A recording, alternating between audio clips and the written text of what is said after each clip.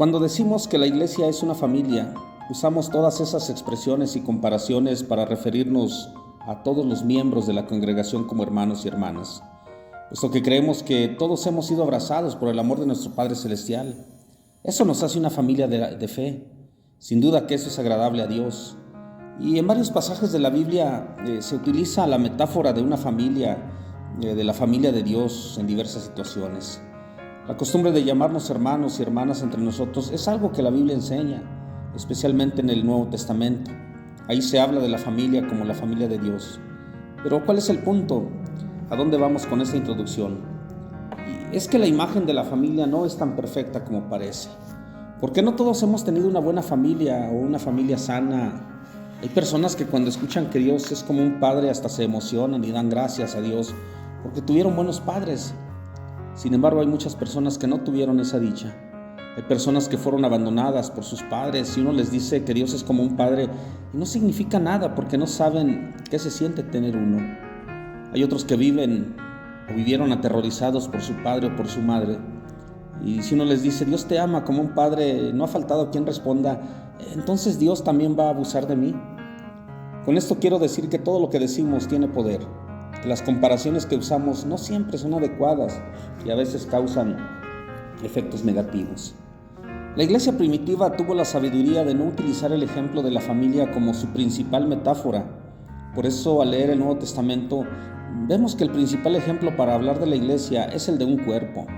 Cristo como cabeza, nosotros los miembros que lo integramos como los miembros. ¿Y por qué la iglesia hizo eso? Primero porque en ese tiempo y en todo el mundo conocido, en las familias se ejercía un sistema patriarcal y jerárquico, al grado que si el jefe de familia o del clan daba una orden se tenía que cumplir. Y hay muchos ejemplos de eso. La iglesia entonces rechazó la idea de la familia y se comparó mejor con un cuerpo, el cuerpo de Jesucristo, del cual Él es la cabeza. Es muy importante saber por qué la iglesia prefiere parecer más un cuerpo que una familia.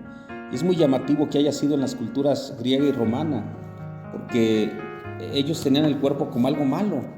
Hasta afirmaban que el cuerpo era la tumba del alma. Entonces, ¿por qué compararnos con algo que según la cultura es algo malo y rechazar la comparación con una familia que se supone es algo bueno? Pues porque las relaciones familiares son muy difíciles, muy complicadas. Y vamos a decirlo sinceramente y sin prejuicios. Las relaciones entre la familia son difíciles. Y aunque al mencionar a la familia evocamos momentos muy gratos, el círculo es muy estrecho. El núcleo es pequeño y tristemente para mucha gente los recuerdos son tristes, dolorosos y aún traumáticos. La familia cuando es buena y saludable puede nutrir y proveer valores, principios, buenas costumbres, puede bendecir. Pero una familia enferma o disfuncional es una amenaza. Puede agredir y puede aún destruir. Históricamente hemos visto a niños y mujeres principalmente que han sido violentados dentro de la misma familia, abusados y de muchas formas explotados dentro de esa misma familia. Esto es algo muy grave. Hay familias donde existe el abuso sexual y muchas veces quien ordena callar es la misma madre. Tristemente le ha ocurrido a muchos niños y niñas dentro de la familia. Por eso tenemos que entender que aún en la familia hay relaciones insanas, que los hermanos, las hermanas, aún los abuelos, tíos, cuñados, los suegros pueden llegar a ser muy peligrosos y destructivos. Este es el caso de la historia que hoy vamos a compartir, que es la historia de José el Soñador. José era hijo de Jacob y era parte de esa familia, una familia disfuncional, que aún a pesar del criterio del mundo antiguo, era una familia muy, muy desordenada, que hoy la veríamos no solo como disfuncional, sino aún rayando en lo criminal, porque pues para empezar la bigamia es un delito. Y Jacob, el padre de José, pues tenía dos esposas, o sea, practicaba la bigamia. Pero todo comienza cuando Jacob huye de su casa y regresa al territorio de donde provenían sus antepasados. Cuando él llega se enamora de una muchacha que era la hija menor de esa familia. Había otra, la mayor era una muchacha que tenía un impedimento visual. Y en ese mundo antiguo, pues esa situación implicaba una gran dificultad para que ella, que se llamaba Lea, pudiera casarse. De esa manera fue como Jacob llegó a casarse con esas dos hermanas. La rivalidad entre ellas se tornó muy amarga, porque en el mundo antiguo para una mujer era muy importante tener una gran cantidad de hijos. porque pues era muy probable que se murieran uno o más. Según las estadísticas, hasta 6 de cada 10 hijos llegaban a fallecer. Así iniciaron una lucha por ver quién podía tener más. No solo eso, ya que cada quien tenía una esclava. Llegaron al punto en que también las utilizaron como lo que hoy se conoce como un vientre de alquiler. Y como los hijos de las esclavas le pertenecían a la dueña, pues Jacob termina no con una esposa, con 2, más 2 concubinas y un montón de hijos que hoy en día pues es todo un lío descifrar de cuál de las 4 es cada uno de los hijos de Jacob. De esas 4 mujeres, una era la preferida, la hija menor, la que él siempre amó, que era Raquel. El hijo mayor de Raquel se convirtió también en el favorito de Jacob. Hoy en día la vida no es muy diferente, la dinámica es muy parecida porque es muy común ver cómo cada familia lleva a cabo distintos roles y también que hay hijos tan mimados que si le piden la luna a mamá o papá pues son capaces de vender su alma con tal de darle gusto a su hijito consentido para verlo feliz, mientras de otros ni se acuerdan. Eso pasa porque nos gusta hacer diferencias. Casi siempre se ama al mayor o al menor, al hijo varón, al más bonito o al más débil, mientras a otro hijo lo llegan a llamar la oveja negra. Ese no necesita apoyo porque es más fuerte, y no importa cómo le vaya en la vida, que se busque su porvenir. En este caso, José era el más consagrado a Dios y a su padre. Pero un día los hijos de Jacob se cansaron del hermano perfecto, el consentido, a quien se le daba todo lo que pedía, y se creó otra gran rivalidad entre los hermanos, al punto que un día decidieron quitarle la vida. Pero como no tuvieron el valor de hacerlo, prefirieron venderlo como esclavo a unos traficantes y así deshacerse de él. Tomaron aquella túnica tan valiosa y tan bonita que su padre le había regalado, esa túnica de colores, la llenan de la sangre de un cabrito y se la llevan a su padre para que él creyera que su hijo había sido destrozado por un animal salvaje. Jacob hizo como que les creyó, pero aún le quedaba el hijo menor de Raquel, el hermano de José, y a este ya no lo dejaba salir con ellos. José llegó a Egipto como esclavo y sufrió esa esclavitud. Hubo un punto en que lo encarcelaron por un delito que él no cometió, y estando en la cárcel Dios lo bendijo. La Biblia nos dice que Dios le había dado un don y además le dio sabiduría para usarlo.